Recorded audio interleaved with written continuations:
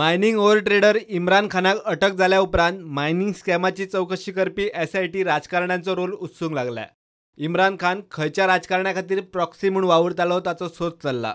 शाह रिपोर्टाच्या गोंयच्या मायनिंग स्कॅमात इम्रान खान सत्ताधारी राजकारण्यां खातीर प्रॉक्सी म्हूण वावुरता अशें निरीक्षण आसा. दुसरे वटेन तेन्नाच्या खण मंत्र्याच्या भुमिकेची खोलायेन चवकशी चल्ल्या.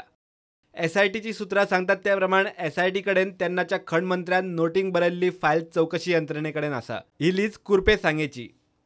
लीज होल्डराच्या मरणा उपरांत वारसदारां मदीं हक्काक लागून ही लीज वादांत आशिल्ली.